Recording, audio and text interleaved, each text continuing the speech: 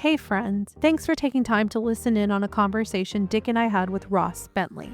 During winter break, Dick and I had the opportunity to speak with Ross Bentley, a highly respected driving coach who works with drivers across all disciplines and skill levels worldwide, both in person and remotely. His clients range from beginners to champions in IndyCar, NASCAR, IMSA, rally, and more. His coaching approach extends beyond technical instruction to include mental preparation, confidence building, and holistic driver development. As you'll hear, Ross provides fascinating insights into the mental aspects of racing at the highest level, including discussing how drivers like Fernando Alonso, Max Verstappen, and Charles Leclerc approach their craft. He emphasizes that the best drivers combine natural talent with extraordinary work ethic, sharing stories about drivers like Scott Dixon, who was in the gym at 7 a.m. the morning after a serious crash. Our conversation touches on how Racecraft has evolved in modern motorsport, particularly how the specialization and packed schedule of Formula One have limited drivers' opportunities to develop versatile racing skills.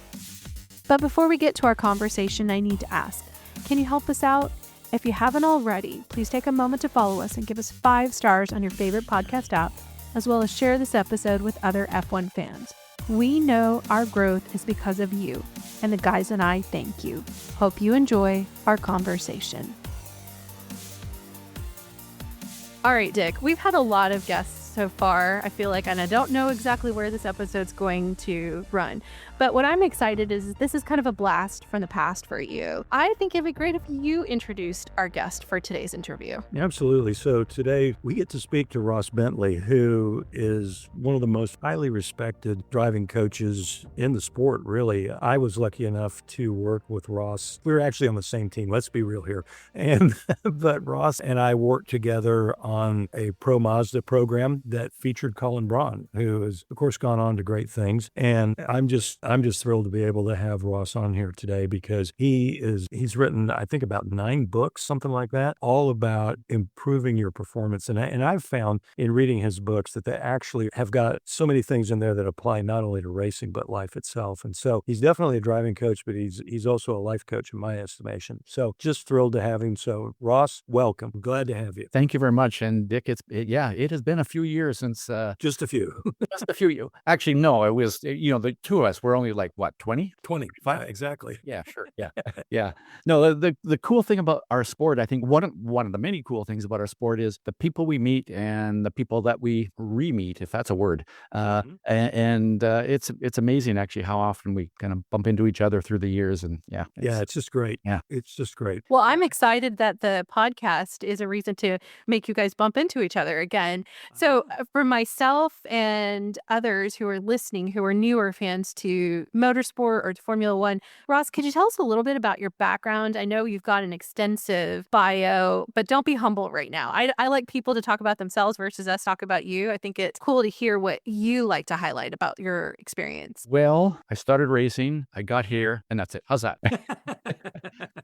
No, I mean, I grew up around the sport. My father worked on and built oval track, like sprint cars and super modifieds. And so the time he took me to a race when I was like 5 or 6 years old. And I can still picture that in my head today, that experience. And I remember, shortly thereafter telling my parents that I was going to be a race car driver when I grow up. Hey, when you're 5 or 6 years old, it's either an astronaut or, something like that. Well, I just never grew up, and everything I did in my life has been around motorsport. And started racing, did the usual sort of work my way up through different things and had a goal of racing Indy cars, and got there with a low budget team and drove Indy cars for a bit, and then ended up getting hired to drive sports cars like prototype cars in IMSA and things like that. And getting paid to drive race cars is just about the greatest thing one could ever do in their life. But I will say that I learned very, very early on that I actually liked is a understatement there, instructing, training, helping other people get the same thrill out of driving that I do. So most race drivers, as they're coming up, it's not the most secure job you could ever have. So you're kind of, often a lot of drivers will have a side gig. And my side gig became instructing other drivers and doing driver training, high performance driving, race driving training. I've trained military and police officers and, soccer mom and dads, teens, all sorts of things. And that sort of became my side gig because I really, really, really enjoy teaching. I love that experience of helping others get what I get out of it. So along the way, did that. And, as one's career tapers off in the driving world, my coaching was growing, and I jumped headlong into being a professional driver coach. And I've never retired from driving. In fact, I just raced last weekend, but it's not how I make my living anymore. So I've been really, really fortunate to really have two passions: the driving, racing, and training other people, and been able to make a living doing that. So I always joke that, and it's not really a joke, I think if you do a Google search for the luckiest person in the world, there'll be a photo of me there. Well, let me ask you this. What do you think would surprise people about the role of a professional driving coach? Like what that entails? Because that's a very, it seems like listening to you, it's a natural progression if you have the skills yourself and the desire to help others. But that's not everybody. Some people have one or the other, but not generally both. And to have it at a level that other people would say, hey, we really want to utilize your skills. What do you think would surprise our audience about what you do every day? The first thing that comes to mind is I think people think that my job is to go, oh, brake later, turn here, get on the gas here. And sure, there's some of that, but my approach to coaching is do whatever it takes to help my driver perform better. And, as an example, hey, if I'm at the track and my driver needs some time to close their eyes, visualize what they're going to do next, I may say, hey, I'll go get you lunch, because that's part of my job. It's kind of a whatever it takes approach. And so, I spend time on a lot of time. An area that I really focus on is the mental game of driving. So there's that part of it. There is the technical skill part of it, which is the braking, the turning, that kind of thing. There is the working with the driver on using technology, the data and video and stuff like that. There is, depending on if it's a driver that's trying to make a living as a professional driver, I may be coaching them on how to work with the media, how to work with sponsors, how to work with a team. To me, it's not just teaching, it's not just instructing driving, it's whatever it takes to help a driver perform at their best. And Sabrina, you touched on something there that I guess I want to say something about. Is we tend to think that to be a great coach, you have to have been a great performer, in this case, a driver. But, if you look at some of the greatest coaches in any sport, somebody that I always looked up to as a coach was Phil Jackson, the basketball coach who coached Michael Jordan. And guess what? Phil Jackson was not, compared to Michael Jordan, he was nowhere as a player, but he brought the best performance out of Michael Jordan. So I know some coaches who, their racing resume is not that impressive, and yet they're great coaches. I know some coaches who are brilliant race drivers, but they're actually not the best coaches. So I think there's you say what kind of surprised some people. Maybe it's how not unimportant the driving experience is, because, for sure, me having driven a lot of these different cars of drivers that I've coached, it helps me empathize, it helps me understand, but it's certainly not a must-have for sure. So I'm going to say that and just how broad the perspective of what a coach does. I think those two things are the things that would surprise people the most. It sounds like you have to have a high level of emotional intelligence, social intelligence, to be able to be successful as a coach. Because as you just said, if you notice or your athlete, your racer, as well as you do, and you realize that silence is what they need, that's only going to happen because you're observing them and you have developed a relationship and a bond with them that that's what they need in that moment. And that's not something you necessarily teach. It's got to be something that a person develops themselves inside of them. Yes. When you say intelligence, I'm going, well, that counts me out. But for sure, for example, here, I've been working with a driver now for 6 years, same driver that races in IMSA in a prototype car. And 6 years ago, pretty much 6 years ago to the week here, was 3.5 years later, he was standing in the middle of the podium, at the top of the podium at Le Mans, having won the LMP2 class. The very first time he ever drove a car on the racetrack. This year, I'm coaching him. This year, I've coached him and did not go to the track with him. I'm doing all of that remotely using telemetry. I sit at home with 5 monitors, watching what he's doing on track, comparing that to other drivers and segment times and positioning on the track and all these things. And I'm doing all of that remotely. And then afterwards, he's out of the car. We do our debriefs over the phone and, video calls and that kind of stuff. And I'm looking at video and data and all that kind of stuff. But we do that. If somebody came to me me today and said, start coaching me now, but do it remotely, I could do it, but it wouldn't be as good. Having spent 5 years of being at the track every moment, and literally it's like from the time we get out of bed in the hotel in the morning to the time we go to bed at night, I'm with him. And so, I certainly understand the person, the human behind it. And that helps me be able to do this, what I'm doing now remotely. It would be harder to do if I didn't have that relationship. Yeah. Well, I think that makes sense because it's such an intimate, like you have to really be one with that person's mind to understand them. So that kind of bond that is necessary, and you can do, as you said, eventually move into remote and virtual tools, but it will never truly be able to substitute being there right beside them and getting to know them. That makes sense. Sometimes during a debrief, we're talking and you see from the data, you see from the video, you see from, I stand on corners and I'll watch and you going, okay, that's where the driver is lacking. Their minimum speed as they roll through the corner is 1 mile an hour less than somebody else. And sometimes you just look at their face and you can tell they're not confident. You can tell that they're uncomfortable. And sometimes working with the engineer and saying, we need to make a change in the car that gives the driver more confidence. And it may not necessarily be the faster way. It may not be the faster setup, but it's what the driver needs right at this moment in time is more confidence. Hey, if I was working for Red Bull, I would have been spending a lot of time working with Checo Perez and on his confidence and consistently with his confidence. And it may have been times where, hey, engineer, change the car in a way that's going to give him confidence. I don't care if it's faster or slower. Let's get him back to where he's been in the past. So there is some of that. I gotta say, that is the most fun part of it, and maybe the most challenging part of coaching a driver is understanding when it's a technical thing and when it's that soft science part of it. Well, it's interesting that you said it because as you were talking about how maybe the setup, it needs to be counterintuitive. I was thinking of the Red Bull situation, and then you brought up Checo, and it makes me wonder like how hard that must be sometimes for coaches who may see their driver needs that, but maybe there are other mitigating circumstances, the team, the engineers, or because you're inside of an apparatus, right? Like a structure, and you've got to, and the driver also has to probably acknowledge that this is needed. I wonder if you have any thoughts about that. Like, is that a challenge working, even though your goal is your client, the driver, but it's still part of a team and navigating even those personalities? Absolutely. I got to say, when I'm hired as a coach, one of the very first things I focus on is developing a relationship with the people in the team. They need to trust me 100% that there's only one reason I'm here, and that's to help them, the team, get better results. And, sometimes it would be tempting to come in and say, well, you guys are a bunch of morons.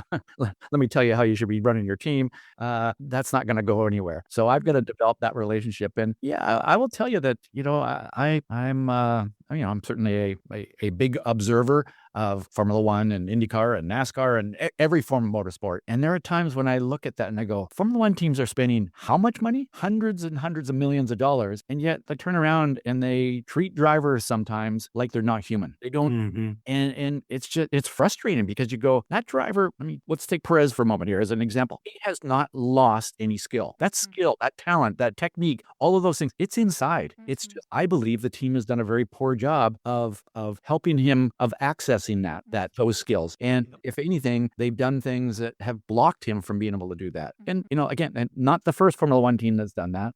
Right. I think it goes back to what you said earlier about helping them with the mental game, both as an individual inside the car, but also the mental game inside the politics and business of motorsport. Am I right? Oh, yeah. Yes. Yeah. Again, it's amazing to me how there are team leaders who build cultures around not supporting people and not, hey, at the same time, there are teams who are doing fantastic jobs of that. There's a reason why, in IndyCar racing, the Chip Ganassi and the Roger Penske teams win so much. And you go, well, they just have more money. Yeah, okay. Why do they have more money? Because they win more. Where does the winning come from? It comes from the culture within that team and how people are treated and things. And it brings out the best performance in people consistently. And, hey, there's always times when it's not going to happen. But the best teams, they know how to bring out the best performance in people. Mm-hmm. Dick, do you feel validated? Because these are some of the Absolutely. statements that we've talked about. Yep. Yeah. I mean, Ross, I love what you're saying, because there's many times when I think about particularly some of the team principles that you see in F1, and you say, okay, this guy clearly has an ability and a talent that has been picked for him to be a leader of a large group of people. But would he really survive as a leader in corporate America? And I think for some of them, the answer would be yes, but there's some of them, it's like, no, they'd get short-term results, but ultimately they get run out on a rail because they're not going to keep the good people. Agreed. And at the same time, I'd go, there's some corporate America where some of the people have, there are some very poor leaders in there as well. The classic example in business is, hey, you're good at writing software. So now you should be the department manager and manage people. It's, hey, you're a good mechanic. Now you're the shop foreman. So there's a lot of that. And that happens in motorsport as well. There's a lot of people who are great technical people who then get put in charge of people. And there are some who are brilliant people managers. And yet there are some that are not. Yep. Yeah. Well, it's interesting. Yesterday, I don't know where this will air, but I was listening to the Race Industry Week. They had their online virtual conference, and Ayu Komatsu was one of the speakers. And he personified what you just said about culture change and understanding the needs of his team and being wise about how to deploy changes. And listening to him, knowing that he couldn't make full-scale systematic change. Instead, he needed to really think what can be done in the short term, what can be done, once the season is over. And while those are being deployed, being wise to see if the results are returning, so that way you can continue to make marginal changes and course corrections. And I thought to myself as I listened, I said, this is the secret to what I think we've seen the Haas culture as well as its results. Who would have thought they would be where they are at this point of the season as it's ending when we started? It didn't look like that. It looked like it was going to be just terrible. But instead, he's really with a steady hand. And I thought he doesn't come across in a forceful way, but I think that soft power, soft diplomacy really worked to his advantage. Yeah, it's fascinating. I would have loved to have been on the inside at Haas because I personally did not like Gunter Steiner's style. It just seemed like it was, we'll leave it there. I didn't like it. And, to be fair, I mean, I was sort of hoping that the change was going to produce results, and it has changed and it has produced results. So it's really, it's so cool to see what they've done. But wouldn't it have been cool to have been on the inside and actually seen the difference, do it, experience the difference? I wish I could go and have conversation with a few people that have worked through the team all the way through and just ask them the question. I heard years ago the definition of culture, whether it's the culture of any organization, a business, a race team, whatever. The culture is what people say about it behind its back. So if you just went in there and said, hey, what's it like working there? That would tell you the culture of the organization. And it would be really interesting to have that conversation with some Haas employees. Yeah. Mm-hmm. Mm-hmm. Well, so I had a question about one of your books that you wrote. As Dick said, you're a prolific writer. You wrote a book called Performance Pilot, which connects the world of aviation to motorsport. What are the parallels that or the differences that you see between the two? Well, I guess I'll step back a little bit and go, how did that happen? It happened because I received an email from a fellow in Australia who was racing Formula V, and he was telling me that his whole approach to racing and what he did for a living was he really got the mental game part of it. And so we started a long distance email relationship where we started just, trading ideas back and forth because he was a professional pilot. He had flown in the Australian military. Then now he was flying for a very Australian branded airline. And so, in one of the conversations, he says, hey, what about adapting what you've written, particularly the Inner Speed Secrets book that I'd written with a co-author friend of mine as well. But how about adapting that for pilots? And so anyways, we ended up doing that. And because we had been sharing these things around, well, this is how it is for a pilot. This is how it is for a driver. And, again, not just he's flown way more than Airbus 330s. He flew in the military. So he knew what high performance flying was all about as well. So we started taking what I'd written and adapting it. And then I've always been fascinated with helicopters. So a few years ago, as we were sort of getting towards the end of this, I started going and getting my pilot's license for flying a helicopter. And while very different than flying a plane, what I learned in that process helped us, I guess, fine tune what we were doing with the book. At the end of the day, once you get the basic skills, the mechanical, muscle memory kind of skills, so much of it just comes down to what's going on in your head. And, everything from, hey, are you happy today? Are you frustrated and, angry from the commute to work today? Are you having a problem back at home or something like that? All of those things, your state of mind has an impact on our performance. For most of us, for most people in the world, if your state of mind is impacted a little bit, it's not a big deal. But when you're doing something where, flying a A330 Airbus and you're landing it with, I don't know, 200 or 300 people in the back, you better be on the top of your game. And if you're trying to out-qualify Max Verstappen, you better be on the top of your game. And the difference, as we know in Formula One or IndyCar or NASCAR or IMSA or whatever, that level of motorsport, it's sometimes thousands, hundreds, tenths, and it's tiny little bits. And you just being in a slightly better state of mind can make that difference. And again, going back to how has Perez's state of mind changed through this season, from the beginning of the year where he performed well to something clicking the wrong way and him not, and then being frustrated and losing confidence and all sorts of things. People go, well, maybe it's the difference in the difference in the setup between Max's car and Checo's car. Nah, has nothing to do with that. It has to do with his mental performance. And in that level of the sport, if your mental performance is off by 0.001%, you're not getting out of Q1. Yeah. Well, okay. So everyone in the audience knows this. Dick definitely likes to pick on me or just have fun with me. Is that I'm a fangirl of Charles Leclerc, and Ross. Why would that be? Well, actually, I think it's his story. I am so inspired by the hardships that he's overcome, the pain that he's had in his life, and yet he's continued to sacrifice and push to reach that. I think the story of Jules Bianchi, his dad, and I know he lives in Monaco, so he's not, I get that, but he's not destitute. Right. But there's still a level of scrappiness that I like about him, that and there's also the level of I just feel like he's a kid brother kind of thing. I just want to see him do well. And we've talked over the course of this podcast about Charles's mental health, especially last season. And I listened to an interview that he did with Jay Shetty at the end of last year, and you could see he started to unlock some of these mental health aspects of his racing. And I wondered how much of that has helped him over this course of this year and some of the successes that he's seen. But what I was actually driving towards is he's going to have a major shift with eight-time world champion, right? 7 times. Seven, right. I know, Abu Dhabi always messes me up.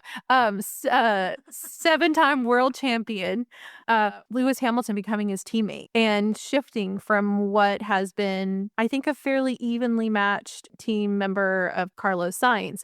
And they seem to have a true camaraderie, good rivalry, healthy rivalry. I wonder what your thoughts are on that kind of mental health. How he if you were advising him, how would you encourage him to approach his mental state with now Lewis coming in? That's a really interesting one because, I feel like he's a guy that there is no doubt that deep inside he's got just massive ability, talent, skills, whatever. But he's been prone to making some mistakes, and it's kind of frustrating to see. He's another guy that I think could really benefit from the right kind of coaching, the right kind of support. I don't know enough about the inner workings of the team and what it's like, but you see him kind of losing control sometimes on the radio, and you're like, yeah, he needs some programming around, some mental programming around how to manage that. And so quick aside here is the team that I coach in IMSA, the pro driver. So I coach the gentleman driver, the amateur driver in the pro-am class. The pro is Mikkel Jensen, who is also a factory driver for Peugeot in the World Endurance Championship. One of the greatest sports car drivers in the world currently. At one point, I said to Mikkel, of all the drivers you've raced, who do you rate up there as the highest? And he was in F2 when against Leclerc, George Russell, Alex Albon. I'm trying to think of kind of that whole group that sort of come through. He was an F2 against those guys. And I said to Mickle, who is it? And he goes, George Russell. I'm like, why? He says, the guy doesn't make mistakes. Well, he's made a few mistakes, but he's pretty darn good. And I go, what about Leclerc? He says, Leclerc was always really, really fast, but he's always made mistakes. And he says the same kind of things he's doing in Formula One. So I haven't even got to the Lewis Hamilton part of your question yet. So that's sort of I believe that Leclerc could be even better with some coaching around that part of it. I think Lewis Hamilton, well, here, I could go, I could play it safe here and say, well, he's either Lewis Hamilton's going to make Leclerc even better or he's going to destroy him. One of the two. That'd be pretty safe. No, I actually think that Hamilton will improve things. I think the downside of where Ferrari has been, and certainly since Vasseur has come in as team principal at Ferrari, they've upped their game, but they've kind of got two, Sainz is not super young, but they're, I'm going to say, two lesser experienced drivers. I think what Hamilton is going to do is help the team be consistently better in terms of their performance. And I think that could help Leclerc perform better. And because Leclerc seems to get frustrated every single time Ferrari makes a dumb strategy call, he gets overly frustrated by that. So if the team's making fewer of those mistakes, I think he will make fewer mistakes. And certainly Leclerc is going to try to put a stamp on this thing that, hey, I'm better than Lewis. Now that could flip the wrong way where he could get into I got to force this to happen, and he's going to make more mistakes. So first of all, I'm going to say it's going to be super interesting. I think that, again, Hamilton is going to improve Ferrari, and that has the potential of helping Leclerc. But my fear is for Leclerc is that he's not going to have the support. I believe that he's the kind of guy that he needs the team principal to come over and put his arm around him every now and then and say, we got your back. No matter what, we got your back. Unlike what's happened with Perez. And I think if Leclerc looks across the garage and sees the arm around Lewis and then starts to get frustrated by that, could spiral the wrong direction. Yeah. That actually makes a lot of sense. It in many ways it makes me think of Zach Brown and his ability to manage both Oscar and Lando. He does do that. It seems like puts his arm around, giving a spoonful of sugar to help the medicine go down kind of mentality has helped both of them as up and coming racers, I think, only bring out the best. And I even Dick had encouraged me to watch the Indy 500, and I was also very impressed by Zach management of the teams there as well. And I thought that's about culture, goes back to what you said about culture. And so I can see what you're saying about this could be really good for Charles. It depends on really how he responds and where his mental game sits with all of this. That makes a lot of sense. Dick, I feel like I've been over talking. You got to jump in. Well, this is an absolutely fascinating conversation. So when we talk about mental toughness and all that, Ross, I'd be interested to get your take on what Fernando Alonso is doing right now, which is really, even though a lot of his performance is masked by a car that is just not the best, and a team that is learning how to just grow. Forget about win right now. They're just trying to figure out how to grow and develop. And yet he's doing it all at 42 years old. And I have no doubt the guy is still on his game. What are your thoughts about him? Because he's kind of a special breed. Fernando is absolutely special. He is, and continues, he was always, there was no doubt that he was fast. Now, he did, when he was less mature, he did get sort of caught up in some of the team politics and especially like when he and Hamilton were teammates at McLaren and stuff like that.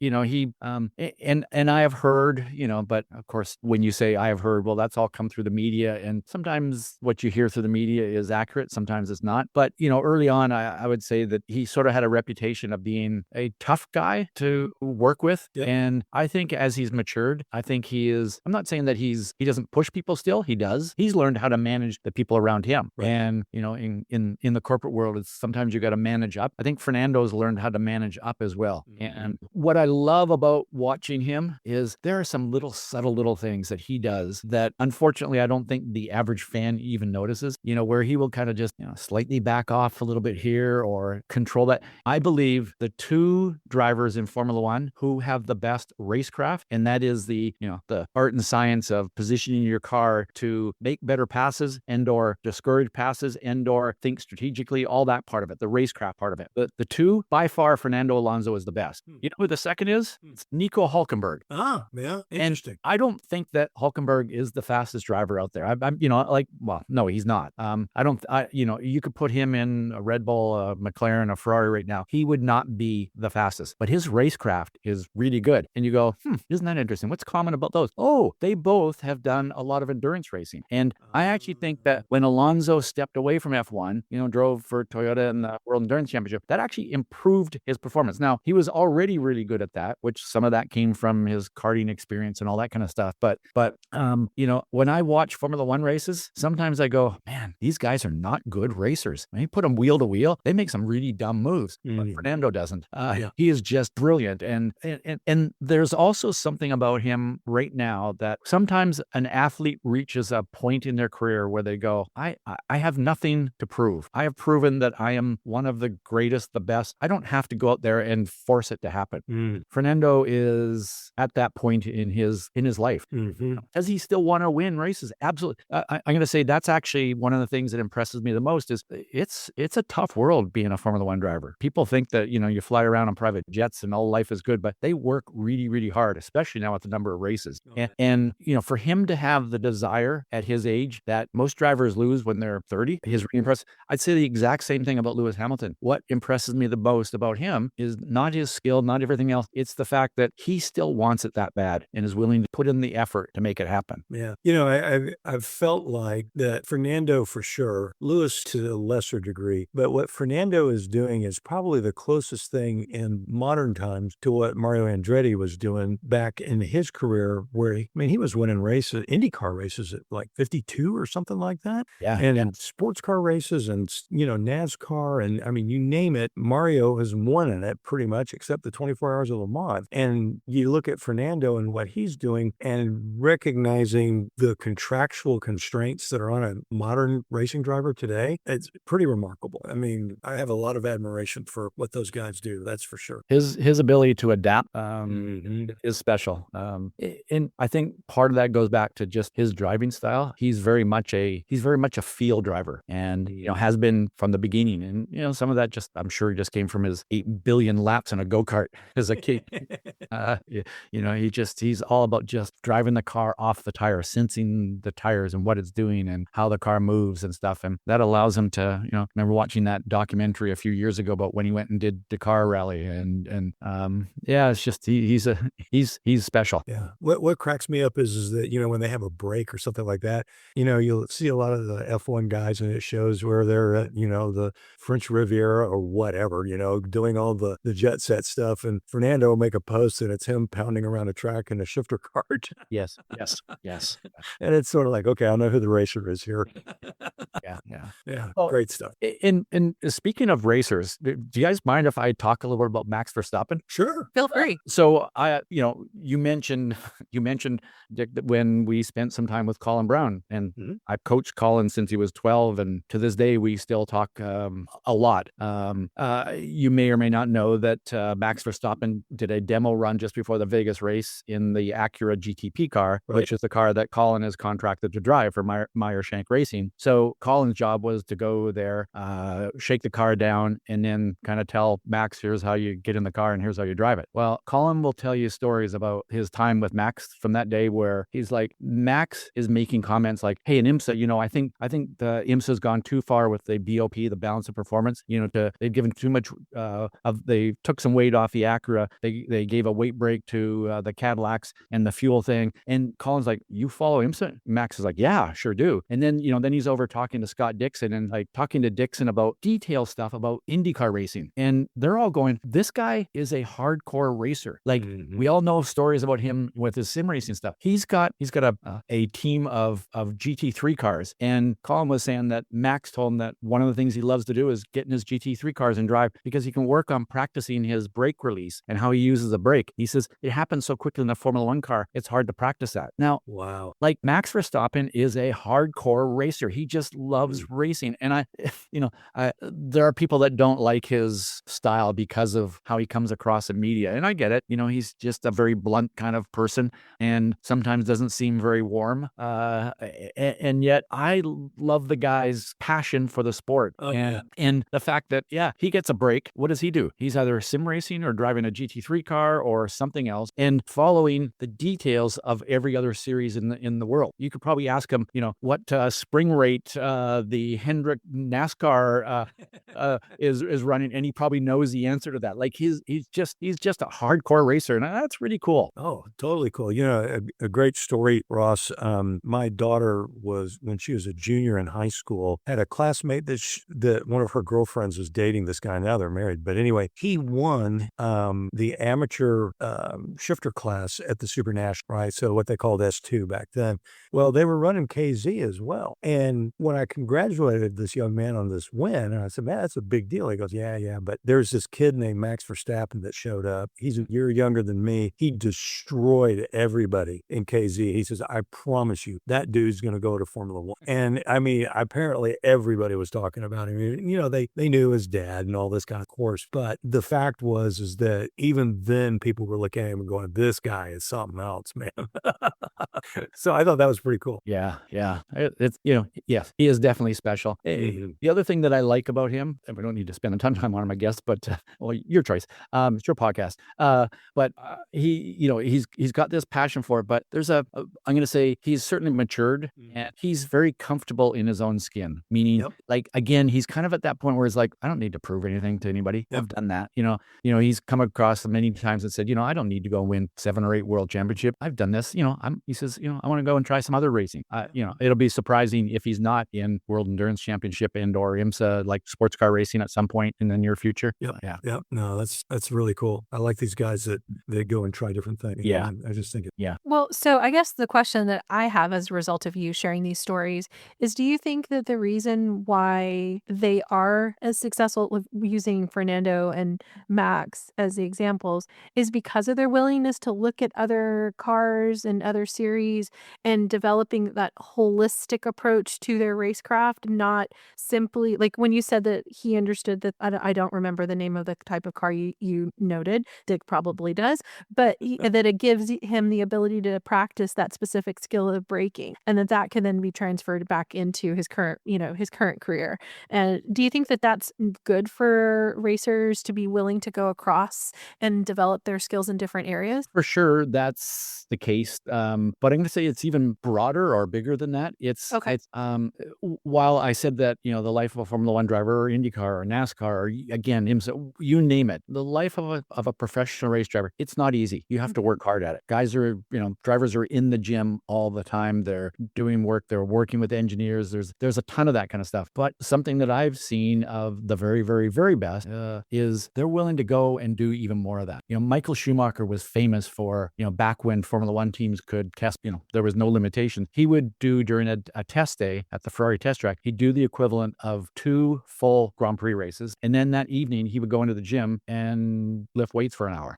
Other drivers that he was racing against, they weren't doing that. And, not to take anything away from Leclerc or Perez or, you name it, anybody else on the Formula One grid. But it's interesting to me that the very best, we've talked about Fernando Alonso and Max Verstappen, those guys, I think, work at it harder than anybody else. And, one of the downsides of having natural talent is you can get away with not having to work super hard at it. And I mean, they're still working hard at it, but they may not have to work on it as hard, and they're competitive. But when you get somebody who's got that talent, that ability, and you add in that work ethic, you've got world champion. And, you can look at a great example I've used in IndyCar races, Scott Dixon, 6-time IndyCar champion.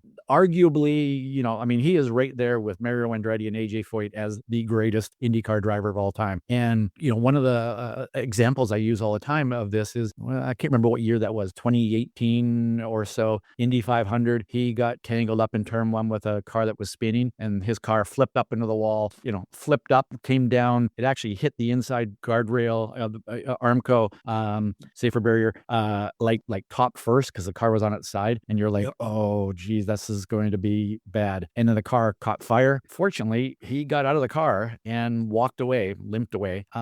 So this is Sunday, right? Indy 500 Sunday. Monday morning, 7 a.m., he's in the gym working out. How many drivers would do that? Wow. No. Especially when you're already I think by that point he was already he was at least a 5-time champion, if not 6. No, I guess he would have been 5 at that time. And, so, it would have been pretty easy for him to say, I had a bit of a rough day yesterday. I'm I'm going to take a day off. Nope, Yeah. not the best. Wow. Wow. Yeah, I mean, you think about just the kind of G's that he took in that hit. Oh my goodness! And then to go into the gym and the next day, oh my, Yeah. yeah, he's made us some pretty stern stuff. That's all there is to it. Yeah, and he's a guy that had his career gone a slightly different direction, I think he would have been a world champion in Formula One as well. I mean, a guy like that's got that ability and his work ethic, pretty tough to beat no matter where you put him. I'm thinking now about a statement you made earlier about when you watch the grid, that you think, wow, they're making some dumb moves. Do you think that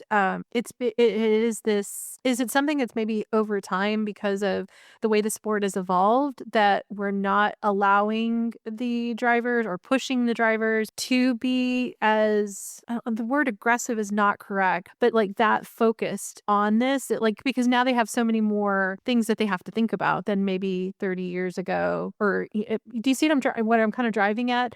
Yeah. And there is the intensity of the schedule, the media responsibilities, the sponsorship, and there was just very limited time for them to even just have a little bit of personal ability. I just wondered if that was something that you thought about, could be it's part of the reason why some of on the grid are not as able or carving that out. Yeah, you're absolutely correct. Back in the days when Mario Andretti and AJ Foyt would, in a season, they'd race Mario would race some Formula One races, the full IndyCar series, do a couple of NASCAR races, do some sports car races, but he may have done 25 races.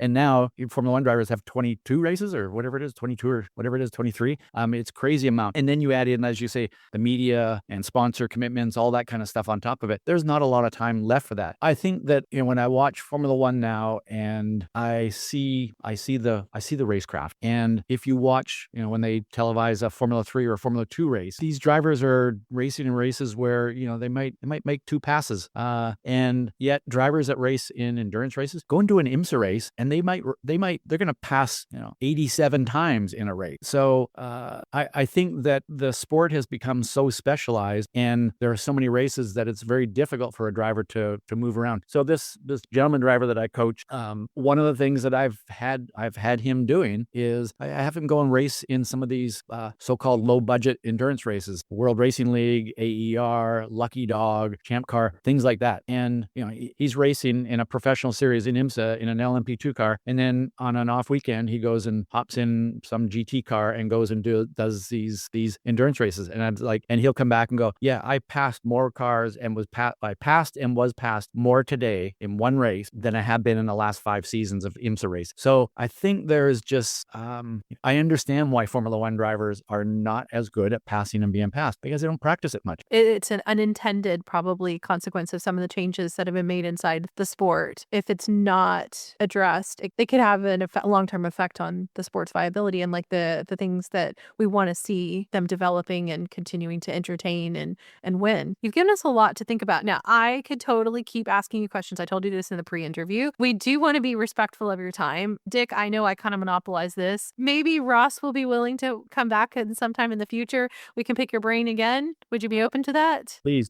This is I'm in no rush. When I get to talk to people who are passionate about the sport, as you two are, I have all the time in the world. So I mean, maybe it seems really stupid to even say this, and I guess it is, but I absolutely love this sport and have since I was for more than 60 years now. And I'm in a very fortunate position where I get up every morning and all I think about is driving and racing and how do I help other drivers enjoy it as much as I do. So yeah, I love that. It's fun talking to you. I'm getting tears in my eyes actually because I love that because we have another interview that will be coming out with a young American racer, and I was telling him that for me, I'm grateful for people like you and for Dick and for John and others who have brought the sport to where it is today, and that I get to be a part of it now. And my hope is that what we're doing will be a legacy for future generations of motorsport enthusiasts, and that the sport will evolve. We'll be able to talk about it and say, oh, wow, do you remember when this was happening back in the 2020s? And just like you guys talk about things that were happening in previous generations and eras of the sport. So I'm just really grateful for all that you've done to help racers meet the challenge of being the best that they can be. It's not an easy thing. And so thank you for that. Dick, what do you want to say? I will definitely cede to you if you think that we should end the conversation and respect Ross's time. Yeah, because because I've got so many rabbit holes I want to go down with you guys on. And so I think if Ross is good enough to join us again here in the near future, I've got all sorts of questions I've got. So about the mental side of the sport. I'm sitting here right now looking at Ross's book that he wrote with Ron Langford, and on the inner speed secrets about the mental strategies to maximize your racing performance. And I think I've got some stuff I want to talk to him about, but we don't not this time. Well, I have one question for you guys. Why didn't you have this podcast back when I was growing up and driving back and forth, throwing my race cars across the country? I could have listened to you guys all day long. Oh, that's great. That's the biggest compliment we could ever get. Thank you for that. Well, we can't go back in time. At least they haven't created that machine yet. But if we can, we will get the podcast there for you. You feel free to know that you have an open seat anytime you have availability. We'd love to follow up on a lot of these conversations or a lot of these different talking points that we've already had. I know I'm going to be processing this after we turn off the camera and the recording, because you're a wealth of knowledge, and we really can't tell you enough. Thank you, Ross, for your time. I appreciate it. Thank you. Thank you. Okay, friends, what did you think of our conversation?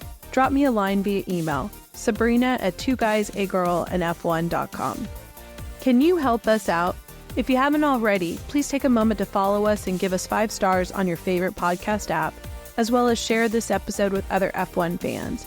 We know our growth is because of you, and the guys and I thank you. And with that, let me say, we'll keep talking and you can keep listening in, because we're just 2 guys, a girl, and F1. For John, Dick, and me, Sabrina, thanks for listening.